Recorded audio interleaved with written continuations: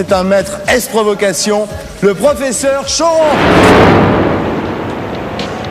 Hello. C'est des merdeux. Alors il faut des inviter trous du quoi cul. Des cons. Merci Choron. Il est absolument nécessaire dans la vie d'être poli. Et on aimerait tous vivre dans un monde où tout le monde est poli. Lors d'un échange tendu avec un journaliste qui contestait une consigne de l'Élysée, elle lui aurait lancé « Tu dois avoir une grosse queue d'homme courageux, j'aimerais bien la voir, la sentir, la toucher. » Un commentaire qui, évidemment, a choqué. Est-ce provocation? Maître S-provocation. Tu veux que je mette ma bite dans le champagne? Pas encore, à la fin. Tout à l'heure. Ce n'est pas tout.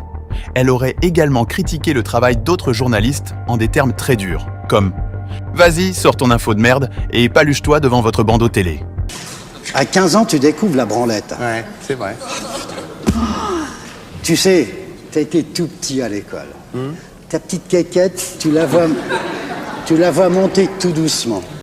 Mauvaise nouvelle, vous êtes né sur la planète Terre. Vous appartenez à une race qui s'appelle l'humanité, qui est vraiment une sale race. La terre est plus crotte de nez que Dieu habite dans son nez. Il en a fait une boulette qu'il a jetée au-dessus de sa tête. Tous les anges ont dégueulé, c'est comme ça que la terre est née. Y a rien de pire que l'ignorance, on construit en abondance. Où les gens sont franchement malveillants, je dirais même mauvais. Si vous pensez qu'il y a des gens qui vous veulent du bien autour de vous, vous êtes naïf. Il n'y a pas de tendresse. La bêtise et la méchanceté sont les fondations de l'humanité. Généralement, les gens veulent votre mort. Qu'il crève. Et donc, le fait qu'on arrive plus ou moins à cohabiter ensemble sans se tuer est déjà une espèce de prouesse absolue de civilisation. Et cela requiert notre mobilisation générale. Nous sommes en guerre.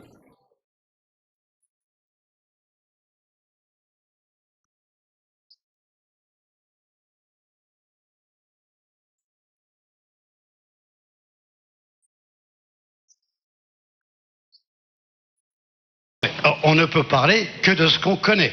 Donc ce soir, on parle de l'armée de métier. Vous êtes bien d'accord? On va parler entre autres de l'armée Si de on métier. parle de pain, on parle avec des boulangers. Voilà, très bien. Donc là ce soir, La guerre doit être faite par des gens de métier. Par des professionnels. Et ça rassure tout le monde de savoir que le gars qui va te flinguer connaît son métier. Si en plus on peut pas s'insulter, si en plus on peut pas dire la chose la plus évidente du monde qui est Enculons-nous les uns les autres. l'autre, il m'inquiète. Et donc la seule manière que je trouve de vivre avec cette inquiétude, c'est de l'insulter. Parce que c'est mieux que je l'insulte en fait plutôt que je le frappe. Un petit coup. On n'est pas là pour s'aimer, on est là pour se tolérer.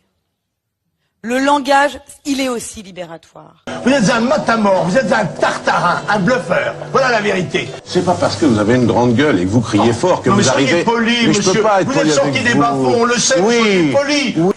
Je dis que ces gens-là n'ont rien à dire. Pourquoi tu les invites?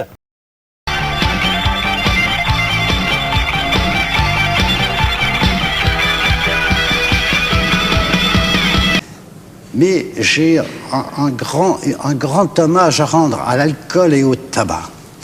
Sans l'alcool et le tabac, je ne serais pas là. Je serais mort. La tuberculose, si tu as un poumon atteint, on t'en enlève un, mais moi j'avais les deux. Ouais. Qu'est-ce qu'on fait? Ben, je me suis évadé de l'hôpital. C'est Ouais. comme ça que j'ai guéri. Tu sais, Ouais. j'étais condamné. Ben là, t'as l'air bien parce que tu fumes tout le temps avec tes deux Ah non, poumons. je me suis guéri avec l'alcool.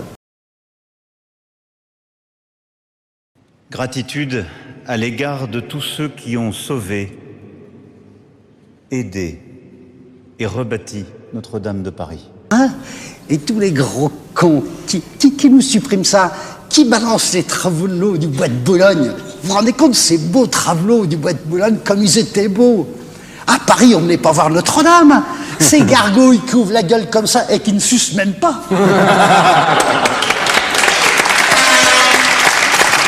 Je dissous donc ce soir l'Assemblée nationale.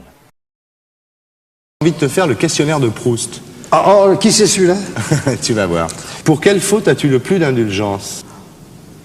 Celle de se faire enculer. Quel est ton personnage historique favori?